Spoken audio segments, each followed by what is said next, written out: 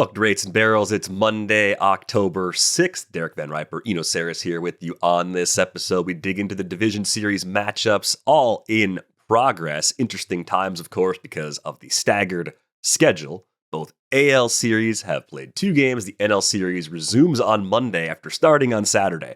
So, a little bit weird that we had the break in the schedule, just the way they put it together. We'll start on the NL side here in just a couple of minutes. A lot of big takeaways coming out of the weekend, some things we did not know on Friday when we last spoke that will be very important to these series going forward. Eno, how did the weekend treat you? Pretty good. I went out to a show on Friday night, saw Chase and Status, which was a Trevor May recommendation, some drum and bass. It was an 18-plus show, and I got bombed like 3 times. Yes. I felt old not knowing who that act is, but now I feel better. Thank you. The bartender saw one and said, "Did that hurt?" I was like, well, a little, but then you made it worse. Thank you for that. Thank you. Could I have a drink, please? And of course, the fun part was nobody in line at the bar, I guess. But it was a good show. We had a good time. And then on Saturday, the Palo Alto Little League Fall Ball River Cats rolled. Congratulations. Yeah, we mercy ruled the team. So we had a good game. Everyone had fun. You have to be feeling good about your work as a manager. You got things working for your lineup the way the Blue Jays had it working this weekend, or maybe the way the Brewers had it going in game 1 of their series against the Cubs. That has to feel good as a manager. Well, one of the things that I've been learning from this process has cemented how I feel about major league managers, which I think is the interpersonal aspect of it is the most important aspect of what they do.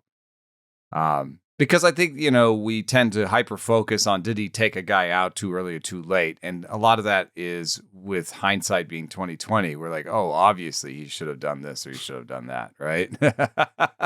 And I think those things tend to even out over time for most of these tactical managers because a lot of those tactics are decided in concert with the front office and they're not, something that just happens at that moment anyway. But I thought, I didn't know how hard it would be because with the kids, they're 9, 10, 11, whatever you think of adults on professional teams. I think it's harder. It's harder when they're like 10 years old and they're saying things that you're just like, what? You shouldn't say that to your coach too. You've definitely heard that though in big league clubhouses and around the field. You just want to be. You just want to get I had 2 choices. I'm going to be a yeller and yell about this, or I'm just going to ignore it and keep going. And I haven't been a guy that's been that big on eyewash, what I consider some eyewash stuff. So they'll do a big powwow after the game and make the players who are exhausted from playing the game and want to go home and haven't had dinner and all this stuff, make them go out to the outfield for another 20 minutes after the games. It's like a big, thing that managers do in Little League here. And they'll make everyone go and be like, what did you like about someone else's game? Raise your hand and be like, I liked it when Benny took the walk, And, the idea is to build each other up. And I get that. But sometimes it can feel forced. And if you were not one of the better players that day, does it really help to have someone raise their hand and be like, I like it when he stuck with it on that grounder and still got the ball to first? Yeah. You're like, yeah, but I didn't make the play. Thanks.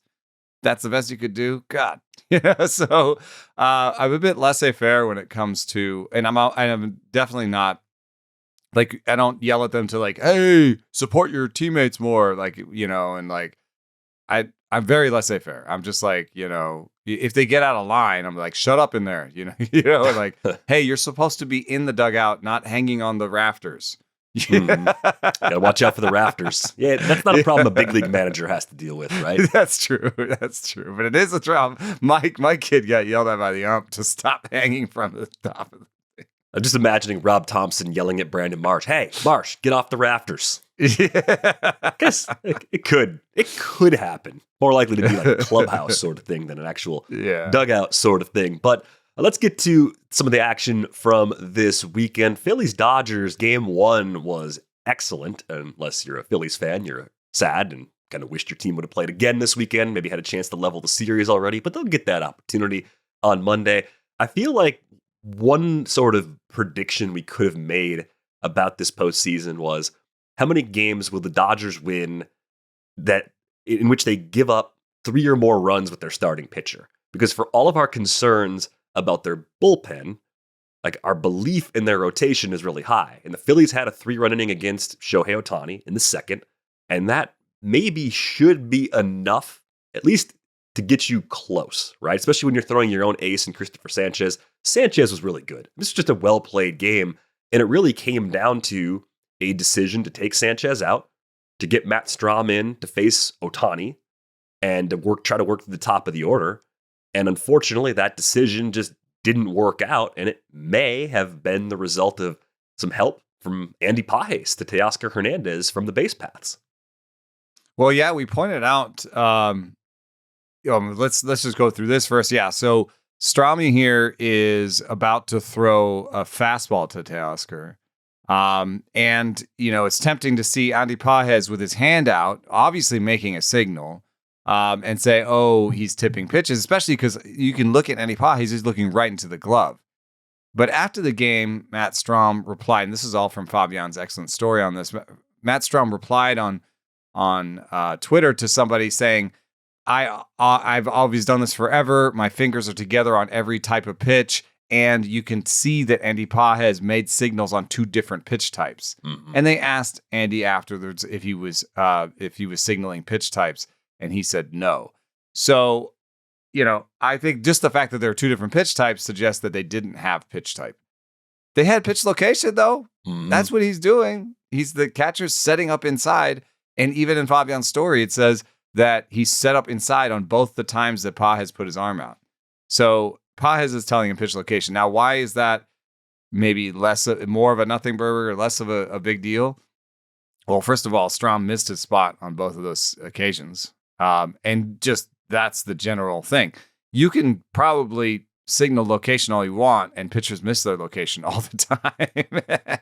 And if you have location without pitch type, not always super helpful, but it can help you just sort of be like, you can maybe infer some pitch type from some locations, like he's not going to throw me an inside changeup, so you're like, okay, it's probably going to be hard, so now he's like, okay, it's probably going to be hard. It's probably going to be inside. Now it was not inside and he hit a homer.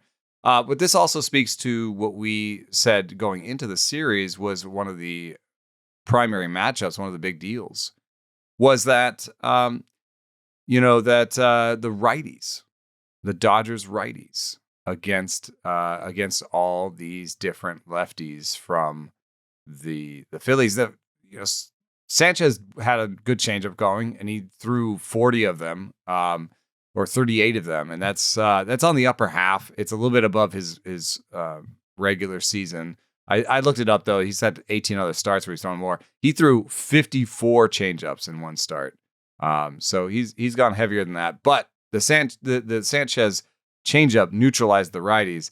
I don't think Strom has a pitch on that level. So, he came in and did his job against Ohtani, but then he has to get the 2 righties. Yeah, and he got bets. And I think if the interesting thing here is if Strom had brought in and a right-handed pitcher had started this game, we know the Phillies are really left-handed with their starters right now, the order would have been slightly different because the Dodgers use Freddie Freeman as their 3-hitter when they're facing a right-handed starter.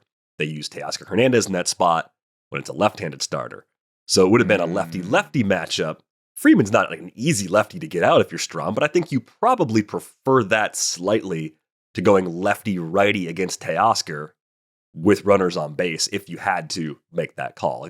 It's kind of like the Well, it's the Dodgers, so there's not a lot of easy stuff, especially in the heart and the top half of that lineup right now. But the thing you were saying before, too, just about getting some clues as to location, ruling out some possibilities, I think that's really important, especially because that was early in the count. That was a 1-0 pitch that Teoscar Hernández hit that home run on. So you can take a few more chances. You can guess a little bit more at that part of the count if you want to. But I think wrapped up in all that, the location of that pitch was brutal. It was not where Strahm wanted it, and that ultimately was the main reason why Teoscar Hernández hit that out for an opposite field homer. Yeah, there's a good piece by Andy McCullough just about how intense pitch tipping is right now, and how much everyone's looking for the smallest of angles and trying to find it using the different technologies at their disposal. And I do sympathize with pitchers, but on this one, he could have been his catcher could have been tipping location, but if he just executed it, So in the story that McCullough does, he talks about Patrick Bailey bluffing, and to some extent, Pages. I don't know how often hitters want location tipped to them like this. It might be like a lot of information they're trying to, you know what I mean? Like maybe unless you're going to tell me it doesn't always help. Right. Yeah, right. If you're going to tell me it's a fastball, I don't want to know, But if you're going to tell me it's inside, but you don't know what pitch location, I could see a hitter being like, I don't know you that. But Pages to some degree could be like, I'm going to throw my arm up here because that, Strom's going to be like, why is his arm up? Right. Create that little bit of chaos, I guess, as you think through. It's going to be Jesus Luzardo taking the ball for the Dodgers in Game 2. Who had his own pitch tipping issues early in the season. We talked about that, and I think he's ironed them out. But it's interesting to go from that Strahm incident right into Luzardo this start. Yeah, we don't know if Will Smith will be back in the lineup yet. That's another kind of ongoing question for the Dodgers. Did not get a chance to start in Game 1, but he did enter that game.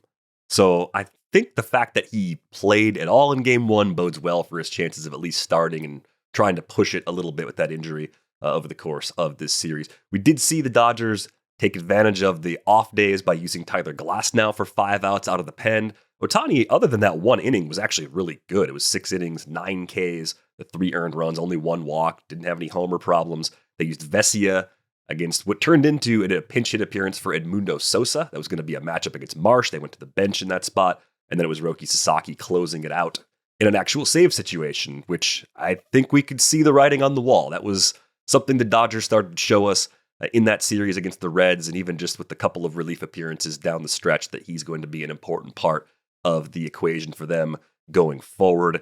Other part of this that maybe matters over the course of a possible long series, Joan Duran had to come in and pitch. It was close enough to bring him in. It's just one extra look for those Dodgers hitters, right? That's the thing you're always wondering about, even with the off days. Sure, you can go more in the series, but the effectiveness as hitters see you more and more can start to fade.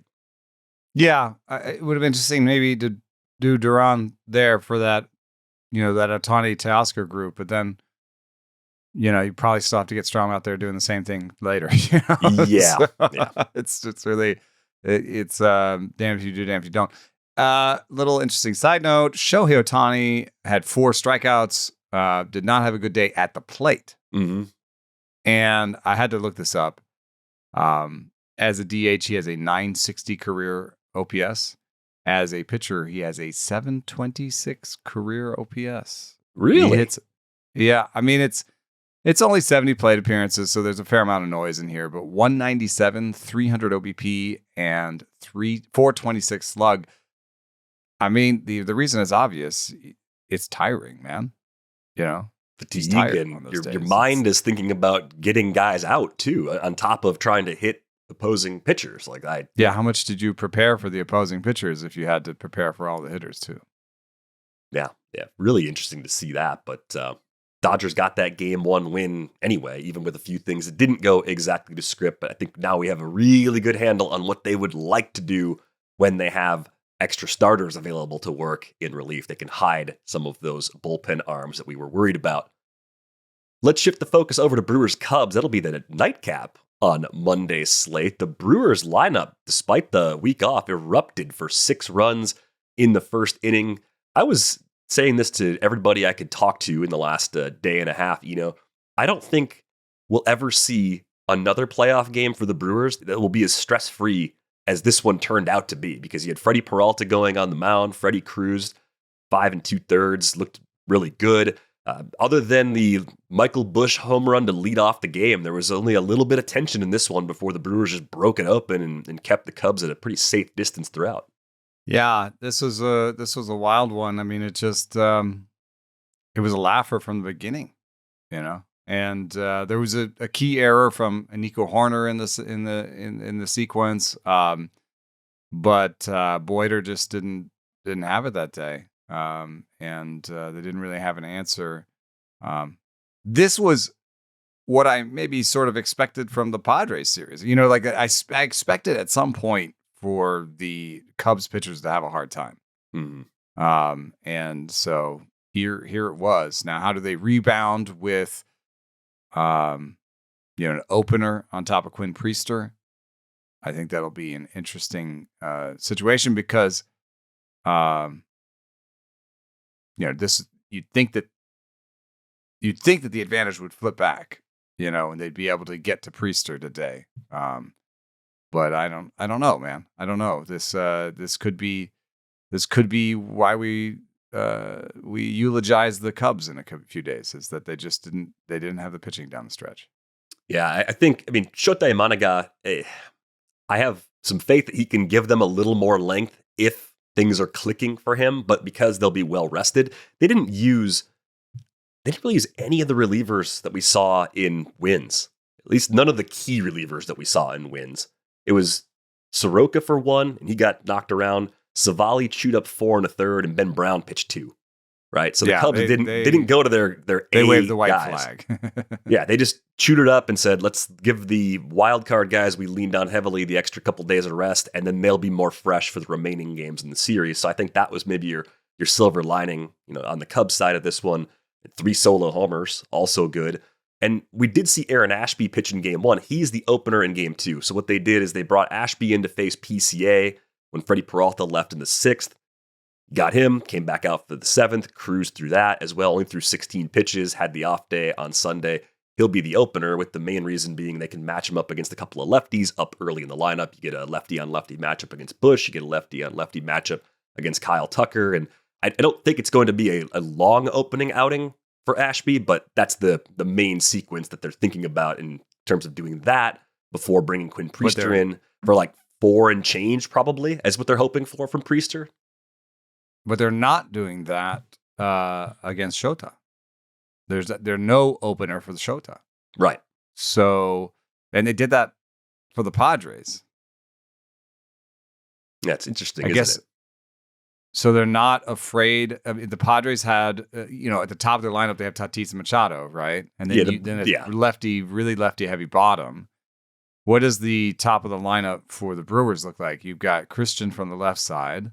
Well, it's a huge question right now. Jackson Chourio left the game with hamstring tightness again. He missed a month in August with that injury. He let off. He had 3 hits in 2 innings, new playoff record. So you have, they were righty, lefty, righty, lefty, righty. Righty, lefty, righty, lefty, righty. Sorry, my head's still a little clogged. So it's Chourio, Turang, Contreras, Yelich, Vaughn is what they did against Boyd. I imagine if Chourio's available, it's the same lineup. I'd normally be afraid of Chourio and Contreras there. And I mean, Turang's had the surprising power this year. So yeah, but I don't know what's that. Honestly, I don't think it's that different. So I'm a little surprised they're playing it differently. Maybe they don't think Chourio is going to play, and then Contreras has been kind of hurt this year, so maybe they're not as afraid of him as usual, and they, maybe that's the thought. But yeah, I mean, one team going to the opener, one team going away from the opener in the same game with the same pitchers, with pitchers that have used openers before in the past. I think that's a little bit interesting.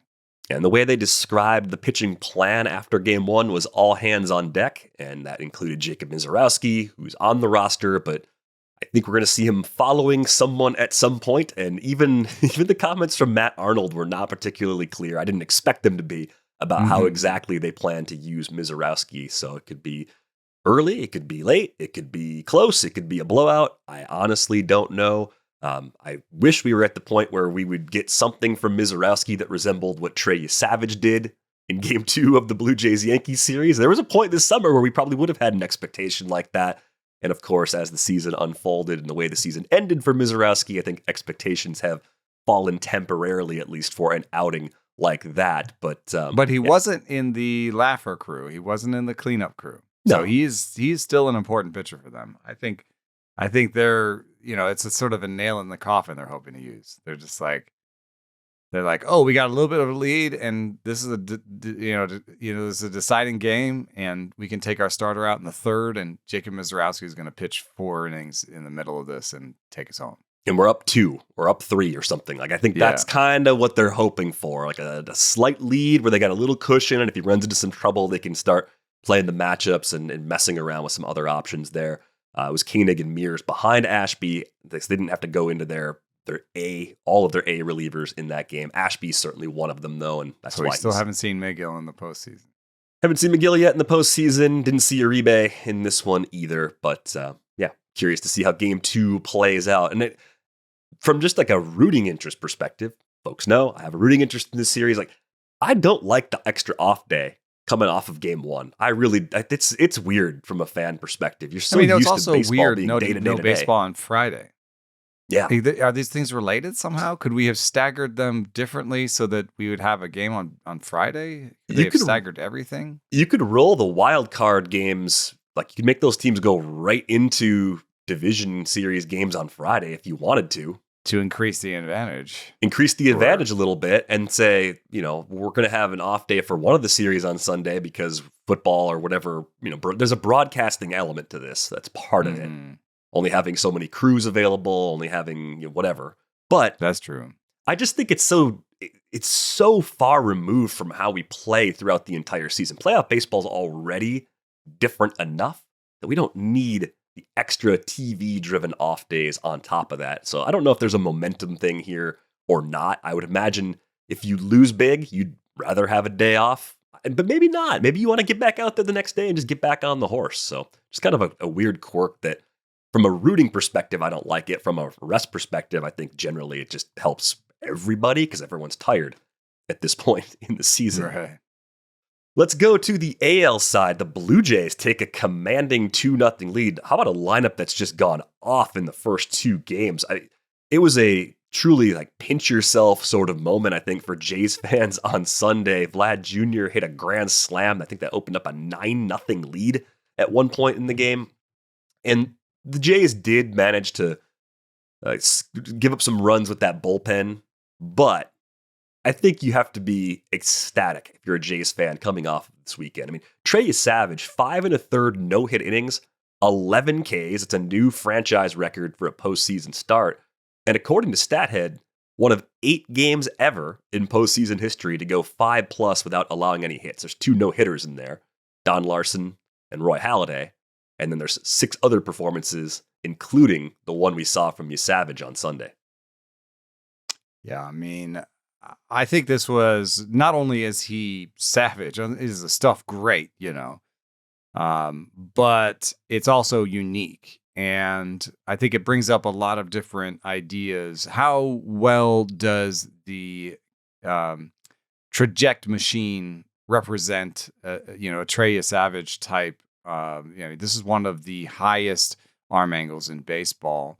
We talked about how, the lowest, like maybe Tyler Rogers, the machine can't even do it. Now, maybe the top one the machine can do, but maybe it's not really capturing how weird it is, because not only is it a weird arm angle, but because of his weird arm angle, look at his slider. So the closest comp that we have to Yesavage for the fastball and the splitter are Jeremiah Estrada. And if you look on the left, you've got Jeremiah Estrada with a 66-degree arm angle, and on the right, Trey Yesavage with a 63-degree arm angle. The four-seamers have, similar types of movement.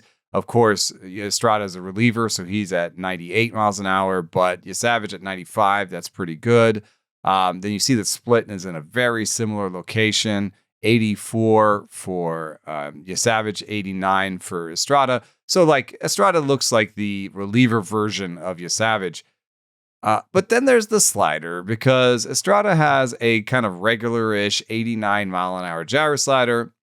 And then there's Trey Yesavage, who does throw his 89 miles as well, but he gets arm side movement on it. He gets 3 inches of arm side movement on it. There are only 4 players in baseball that get even 1 inch of arm side movement on their breaking ball. And he gets 3 inches. So it's by far the most arm side movement on a slider. I don't know what this looks like to hitters. It must look like a cutter or a one seam sinker or something. Like, what does that look like even to a hitter? And I think what happens is you try as a hitter to be like, okay, I see, okay, this one's, like, you can maybe see the velo, right? It's 95 versus, 88 for the splitter. So you're like, okay, ooh, hard, right? So with an 89 mile an hour slider, you're like, ooh, hard. And then it just doesn't have the same movement as the fastball, even if it's not, traditional slider movement, it's just doesn't have the ride of a fastball and it looks hard. So I think he must be able to tunnel the 2 pitches off each other, even though the slider, if you looked at it in a vacuum, I think we'd say it has bad movement. It's not the type of movement you want. The other pitchers that are pitched like him are like Brock Burke. The other guys who have sliders like him are Brock Burke. And the original weird slider like this is Dory Moretta, who has not had the most distinguished career. So it's not like you're like, oh, that's the slider I want. No, but I think with Trey Yesavage, like, this can work. It's sort of a question of how long does it work this way, and how much rides on his fastball velocity staying where it is. It's not an electric fastball in terms of velo, right? He averages 94.8, so it's good. But when he loses a tick or 2 over time, then what happens, right? Like, is there something else he can add for another wrinkle? That'd be the long-term concern. Fact of the matter is, this is like his 4th big league start. This is a really fun way to start your big league career. And just us sort of talking about what his future looks like is not meant to take away from that. It was just amazing. It was great. But, like another comp for him might be Jonah Tong, because we're talking about very over the top, big ride, good splitter. Is Yesavage's command the thing that separates him from Jonah Tong? Is this weird slider the thing that separates him from being a reliever and a great one like Estrada? Because no matter what, even if it does fall apart at some point, he can be a great reliever, I'm sure. But at a minimum, yeah. It is just interesting to put together these weird different things. I think in this moment, the Yankees were just like, this is not something we've seen. We are not comfortable in these at bats, and he had the command to make it work. Yeah, it's. I was trying to think of other pitches. Maybe Brent Honeywell's Skubal, which has a little more drop. That's another pitch from the right side that has that movement in on a righty, but that falls even more. It doesn't come from quite as high an arm angle too. It's like a 45-degree arm angle from Honeywell, but some very odd stuff to try and hit from Trey Yesavage. Really, really impressive performance from him, and even Kevin Gausman in Game 1 was really good. Like, I know he left with the bases loaded, but Louis Varland came in, struck out Giancarlo Stanton. This is a really impressive start to the series for a Toronto team that I think too few of us on staff were willing to back. That's crazy. I mean, it was such just an explosion of runs. And, the power was there too. Kirk with the homers. And I mean, it's just, I think maybe we underestimated their power. We put them in the group of, they're a contact team, and forgot that they can swing the lumber as well. It's so devastating a first couple of games for the Yankees that you have to feel like, they've lost it already, but they haven't. I mean, it's still it's a 2-game lead. There's been plenty of teams that have come back from this, but I guess maybe not in 5-game series. Happens, but it's a little rare. The thing that I think is really impressive about what the Jays did in these first 2 games is they were getting contributions up and down the lineup. I mean, Ernie Clement hit that home run off of Max Fried. Nice low curveball. It seemed like he was waiting on something off speed to drive that pitch out. And he looked as surprised as everybody else that it actually went out. But to get that, you get a couple knocks from Nate Lucas in the first game of the series. It's kind of up and down contributions. Dalton Varsho played really well in both games. I mean, when you put up double digits, everyone's usually going to hit. But I think that's been the thing about the Blue Jays that's been really impressive. It's getting contributions from the role guys in these critical spots. And I think maybe the fact that the Yankees had to play in that wild card round was something I underestimated going into the series, just in the sense of the little bit of fatigue that would put on all their pitchers, having to start off with Luis Heel in game one. Jays jumped all over him. They got into the underbelly of that Yankees pen. Like Paul Blackburn was pitching in a playoff game at one point. So things went really, really well for Toronto if they saw Paul Blackburn. Yeah. Yeah. The thing that is sad for me is that I don't really understand why Max Fried should be bad in the postseason. I don't get it. He's got a 5.31 ERA and a 153 WHIP now in 76 and a third postseason innings. Initially, my thought is playoff baseball's really hard. You're facing the best teams under the brightest lights, and we've seen plenty of players, hitters and pitchers, get to the playoffs, and they're just not the same guy they are from April to September. Yeah, I guess, one thing that sticks out a little bit, if you just look at his regular season versus his postseason usage, in the postseason, he is about 52%. 52% four-seam curveball.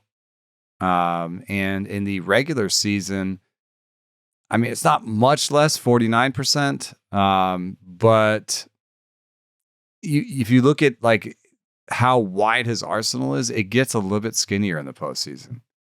So maybe he thinks I need to go down on my best pitches, as opposed to, a regular season game plan might be to use all 6 pitches. I don't know if that's necessarily a wide enough margin.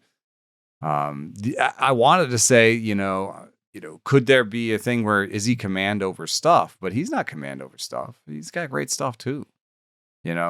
Sometimes I worry about command over stuff guys in the postseason because you're throwing harder. So does that affect your command? That's something that I think I saw Greg Maddux. I don't want to put the word struggle with, but I think that's something that happened to Greg Maddux a little bit. He was up a little velo wise in the postseason, and that wasn't necessarily great for his command. And I feel like stuff over command guys, you give them an extra tick, and they're like, "Oh yeah, sweet."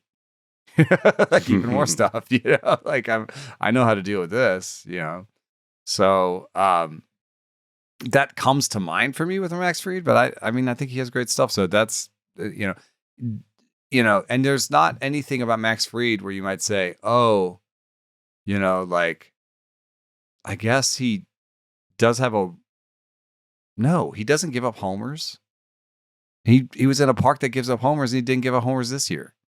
But he gives up homers in the postseason. That's the one big thing that changes. His strikeout rate does go down. It goes from 24% during the regular season to 21% in the postseason. But his home run rate nearly doubles from 0.75 per 9 to 1.3 per 9 for Max Fried. So, I mean, I would just be tempted to say noise on that because it's, home run rate is usually noise for pitchers. It was also interesting to me after Yesavage left 5 1/3, no hit innings. They needed 7 relievers to close this one out. So the Yankees at least got small looks at several different pieces of the Jays bullpen, but at the same time, it was Brule, it was Fisher, it was Lauer, Nance, Mason Fluharty, Varland again for 1 inning, and Sir Anthony Dominguez finished it out. So a couple of guys that are really important did have to end up pitching in this game. It's not really a concern with off days. Again, it's more of a concern of decay if the Yankees are able to extend the series, but there's a very good chance that this one doesn't have to go back to Toronto based on the way things have started. It's going to be Shane Bieber going for the Jays in Game 3 against Carlos Rodon on Tuesday night. It's amazing how two games can let the wind out of your sails so much. Yeah. Yeah. Again, probably a case where the off day and going back home helps a little bit as you try and save it. The only two laughers of the postseason. I think the postseason has been pretty good so far. Yeah, and I think the way we expect playoff baseball to look has played out so far in the first two games of the Mariners-Tigers series, with the main surprise being if we were going to predict victories and who was going to split and win each of the first two games, we would have had it flipped from what actually happened. The Mariners dropped game one behind George Kirby in 11 innings, but managed to beat Tarik Skubal thanks to a 2-homer game from Jorge Polanco. Yeah, and just how you wrote it up. Just how you wrote it up. It's the details that are silly, and there's a couple things about that are really interesting. And Polanco, for one, was a player that had a player option that was declined, or a team option that was declined rather, for $12 million. They brought him back for $7 million. I think people were generally underwhelmed, both Mariners fans, and I think even you and I were kind of like, oh, they're running it back with Polanco again? That's not really great, given that they have need for more offensive production. And to their credit, they got a phenomenal season. He was healthier this year. He cut the K rate all the way from 29.2% to 15.6%. We talked about it earlier in the year, maybe a change in approach, hunting a little more breaking and off-speed stuff. But getting that power back closer to where it was all the way back in 2021, he hit 33 homers that year with the Twins. He hit 26 in the regular season. And this is maybe the best version of Polanco we've seen in 4 or 5 years. So I think I owe them some credit as a front office for getting him back into the fold, but also he or the coaching staff or both deserve credit for the adjustments he made over the course of this year, even prior to the huge game in game 2. Yeah, he signed an interesting contract. It was a 2-year, $13 million deal that vested as a player option. The second year vested as a player option and increased to $8 million once he got past 450 plate appearances this year. So, they identified him as still someone who could be a great if he was healthy. I think that was the big thing post game in the press conference, where there were a bunch of questions to Dan Wilson and Julio Rodriguez just about watching Jorge Polanco grit through 2024 with the knee issues after knee surgery and just generally not feeling good. It's one of those deals where sometimes it takes a full year after the surgery to, because you want to go through your normal offseason. You just want to feel good all year long. And I think that might have been a big part of Polanco's resurgence as well. It was just not a year in which he had to have surgery. Yeah, huge part of the story. So he comes up clutch with the 2 homers off of Tarik Skubal in game 2. I was a little surprised that the Mariners chose to use Luis Castillo in game 2 ahead of Logan Gilbert. Gilbert will go in game 3 in Detroit. And I didn't know if that was just simply keeping those guys on a schedule similar to what they had in the regular season, or if it was going with the more veteran guy, or if it was the park factors thing that we had talked about. But that was the other part of game 2 that made me a little nervous. And maybe it was also thinking about matching up the way you want to match up and saying, we're not going to necessarily have a pitching edge with anybody against Skubal, but we can have the pitching edge in the other 2 games if we run it this way. And Castillo, after a bit of a wobbly start, really settled down and pitched great in that game. I did not see that start coming from Castillo, even though it was somewhat brief. I think they did really well to get out of that unscathed with him. Yeah, I think it's a bunch of things. This year he had a 25% K rate at home and an 18% on the way. So you're getting the most out of Luis Castillo if you use him at home. If you think about Logan Gilbert in particular, you're like, oh, that he has ascended to the point where he's a stud no matter where he is. I think you're also making Luis Castillo the most comfortable you can make him. In the end, it was a good start, but he walked a bunch of guys. He basically decided to walk guys instead of give up a homer. That's sort of my read on his strategy, because at some point he had no hits through his innings, but he'd already put 3 base runners on in terms of walks. He ended up walking more guys than he struck out in that game, but counts as a great game because he went toe to toe and he kept his team in the game. And he allowed them to stick around long enough to get Cal Raleigh to hit the hardest hit ball of the night, 111 miles an hour on the third fastest swing of the night. Yes, bat speed matters. The three fastest swings produced two doubles, and the two fastest swings were both Julio Rodriguez. To have Cal Raleigh and Julio Rodriguez like combine to, put you over the top has to feel good as a team, but, to also get a role player in Polanco to be such a big deal. I think that's great too. It's just a split in the end, coming out. So you didn't do your full business at home, but you survived the Skubal situation, and the roadmap that we created for them was to win all the games Skubal doesn't pitch in. So you can kind of still follow that roadmap a little bit. You have to win the next two games because you really don't want to see him again. Yeah, I thought it was interesting. Alan Chen pointed out on Blue Sky, our prediction show, we talked about that scenario, and the Guardians last year beat Skubal in games 2 and 5 of the ALDS, right? So it has happened. It does happen. And baseball's weird. I mean, Skubal pitched well, like two mistakes, basically, just two through 97 pitches, and two of them were solo homers. Like that's why power matters so much in the postseason, is because you make you have a great pitcher like Skubal and he makes two mistakes. If you hit singles off those two pitches, then he's fine.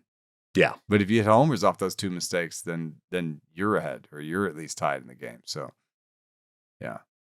I mean, game 1, it was all Raleigh and Julio, like 6 hits for the Mariners. They had all of them. They both came through in game 2 as well. I like the top of that lineup. Like Arozarena, Dumper, Julio, that's a great top 3. Like, you feel good about the top of that order coming up. The middle third solid with Polanco, Suarez, and Naylor. You might have 2 clutch guys at the top there, and Arozarena and Julio Rodriguez. I mean, you might have 3. I think Dumper probably fits into that group too. Yeah. So yeah. I think you're feeling pretty good still as a Mariners fan coming away with the split. It just didn't happen the way you expected it to. Any other takeaways for you from the weekend action? No, I find the stilted schedule weird. Yeah. I find it weird. It's every time I was like, okay, and now we're not doing 4 games today. Okay. Solution that we kicked around, I think, before the show. If the wild card round, it can run 3 and go to Thursday. We saw that happen this year. If teams had to just get on the plane, like maybe not even celebrate that hard, just say, hey, this is just the wild card round. We're on a plane. It's getaway day. We're going to the next series. That would put a lot of strain on those wild card teams that might actually help sort of, I don't know, like give the advantage back, give the regular season give a little more value. Yeah, give a little bit more to the teams that had the bye, and then also playing on Friday as opposed to Saturday shortens up that length of time. It makes it more like the All-Star break and less like its own extended time where you're trying to keep yourself busy with different inter-squad things and workouts. Like, I don't think I'd be opposed to that because I think the main concern is Sunday broadcast and football, and there's only so many announcers that are under contract, all this stuff that like people don't generally care about. But it just felt weird to have 2 games on Sunday after a day, like probably one of the best baseball days of the year. I think your choices are opening day, the first wild card Tuesday, or the first day of the divisional round. 4 games a day, just excellent baseball. High stakes. I thought the wild card round was pretty good this year. Like we had 3 out of the 4. We had most of the series go, full series. And then also just think about Friday in the context of fall and the sport marketplace. Mm-hmm. To just have an empty Friday in fall is just such a lost opportunity, because once you get to Saturday and Sunday, you're fighting college football. You're fighting the NFL. Yep. And Friday is still like an open situation there. So that one felt like a missed opportunity. But we got 2 games tonight. And the only other toggle you could have is do something like they do in the KBO, where the wild card round team with the better record, the home team only has to win 1 game and the visiting team has to win 2. Because then you're just Tuesday, Wednesday, off day Thursday, start Friday, if that was the other way you wanted to play it. But I do think it's something they should think strongly about, because that break in momentum is weird. Being the road team, just hanging out in a city on an off day, like that's probably not normal. Yeah, I think, but I do also think that the Korean thing, I for some reason, I just don't think America will like it. Just having, the team that has a win in the bank because they won more games in the regular season. I don't know. I just think we need more. It's not very more ways to make the regular upsets. season matter. I think people do like upsets. That's the one weird thing about the discourse about playoffs and stuff is like, there's always like was this fair enough? And like, did we wait the regular season enough? But then there's also the competing thing that we all like upsets on some level. Yeah, I think. Except for the team that got upset, I guess. Been on the wrong end of a few of those over the years, so yeah, it's mixed feelings. Too many upsets, and then you start being like, well, the playoffs just a crapshoot, which is what they are kind of. But if you have that narrative too hard in out on sports media and stuff, then it starts to be like, well, why do we care about the playoffs then if they're just a crapshoot? Yeah, you don't want to create that, and I just think they're wobbling kind of in this awkward middle ground where they've expanded it enough. They're probably going to expand it again when there's more teams. Oh, that's where they get into trouble, man. That's where it's like, okay, if you're going to expand it again, really tighten up the schedule, because these off days are not something that we're excited about. Well, I had one more thing that I didn't bring up during the Blue Jays talk that I want to throw at you right now. Were you surprised that Max Scherzer wasn't on the roster? Like with Chris Bassett, we know he had a back injury late in the year, so there was probably a health consideration there. But with Scherzer, I thought it could be a little bit like a Kershaw kind of thing where maybe you just bring him in for a bridge if you have a starter go short, even if you're not going to use him in a high leverage late spot. Yeah, I mean, I don't know. In terms of like his stuff this year, Scherzer's stuff is probably at a low point in his career. And so, the question becomes like, is he going to come in and be a reliever for us, and is he comfortable with that? Does he want to do that? Just even in terms of how I project him right now, I don't know. I project him probably pretty close to league average. It's so weird to talk about legends at the end of their careers. It's not always comfortable. I mean, he's 41. There's some of that is hanging around as long as you possibly can. Such a great career. It's amazing. But like right now, in terms of 96 stuff plus, and the K rates that he had this year, and who he is, I could see not putting him on the roster. I mean, he would have pitched in game 2 if he was on the roster, like guaranteed. Like he would have appeared somewhere in that cluster that the Blue Jays ended up using, the 7 relievers behind Yesavage. Like one of those guys would have been Scherzer if he was on the roster. Yeah, I don't know. And maybe no Bo Bichette. We know no Bo Bichette for the series too. It was feared going into the weekend, but he's not on the roster for this round either. So I just wanted to make sure we clarified that.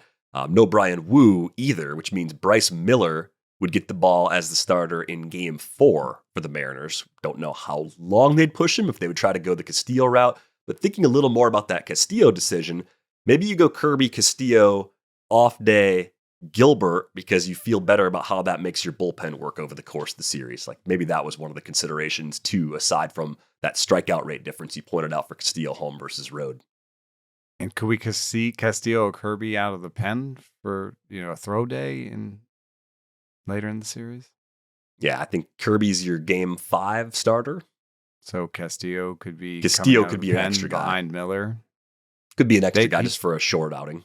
He's very different than Miller. It's a very different arm angle. It's different stuff. So it could be an interesting play. Yeah. Lots of questions, lots of things to look at, lots of ground to cover. 2 games tonight. I'm excited. I wish it was 4, but hey, I'll settle for 2, especially since one of them is Brewers-Cubs. We are going to go. Thanks to our producer, Brian Smith, for putting this episode together. That's going to do it for this episode of Rates and Barrels. We're back with you on Tuesday. Thanks for listening.